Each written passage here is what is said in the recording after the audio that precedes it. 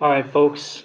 Next lesson, probably more difficult than the last. Chapter 6, Lesson 7, adding and subtracting fractions with unlike denominators, but it's not the 5th and 6th grade stuff that we're used to. We are now going to talk about fractions that are algebraic in nature. They have variables either in the numerator or denominator or both, which is where you will get an algebra class next year.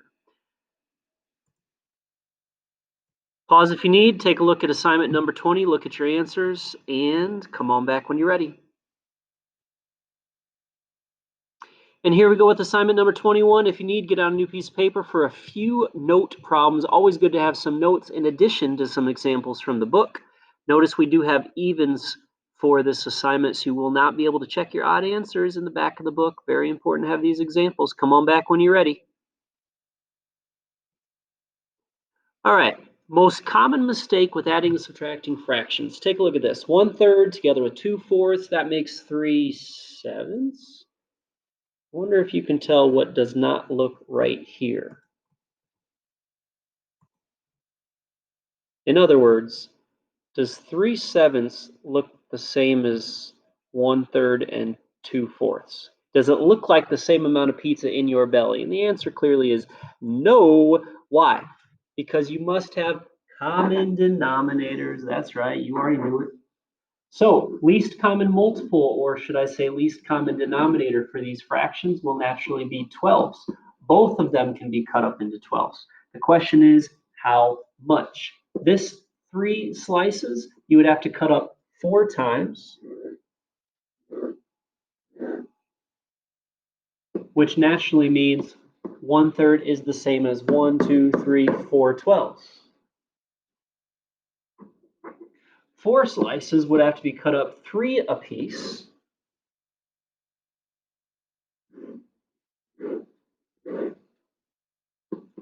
which means you count it 1, 2, 3, 4, 5, 6 12s. Now that looks like the same size slice. So 4 slices together with 6 slices is 12 slices. Yes, that may reduce to a final answer. While this is a good answer, it's not a great answer. We always want our answer in simplest form. Now, if you look, 1/3 and 2/4 put together does appear to be the same as 5/6. So, common denominators, common denominators. All right, take a look at this example. What I like about this example is that you don't always have to change both fractions. Look at this. I mean, you could write 12 times 1, but you don't have to. 5/12 does not need to change. On the other hand, 1/3 does. So let's go ahead and subtract 5/12 minus 4/12, 1/12. Can that reduce? Nope, that is simplest form.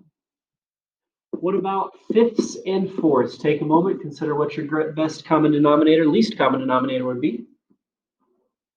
In this case, it will be 20. Please, please, please do not tell me that 3/5 is the same as 3/20. 3/5 is more than a half a pizza. 3/20 is barely any pizza at all, right? So naturally, if you change the denominator and cut that up, you're going to cut up the numerator.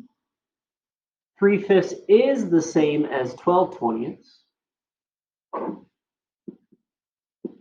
3/4 is the same as 15/20.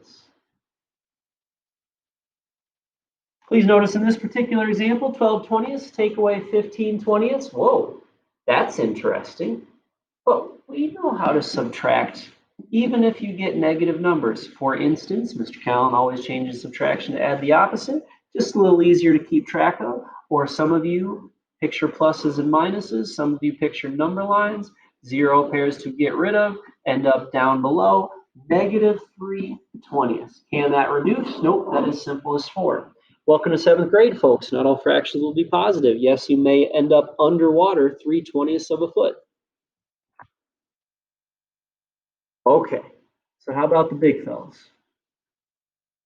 Do not be intimidated. What would be a common denominator for 6 and 12ths? Well, you know 12ths would be a good common denominator. Meanwhile, b over 12 does not have to change, but a over 6 will. After all, you have to cut that up into 2 slices, right? Be fair to the numerator, and you end up with a new numerator of 2a.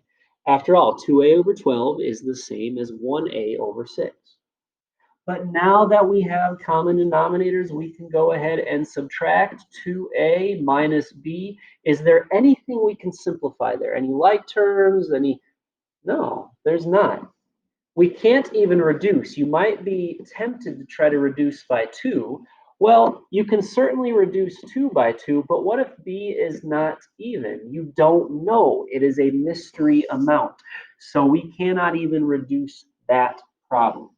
Our final answer will be 2a subtract b all over a common denominator of 12.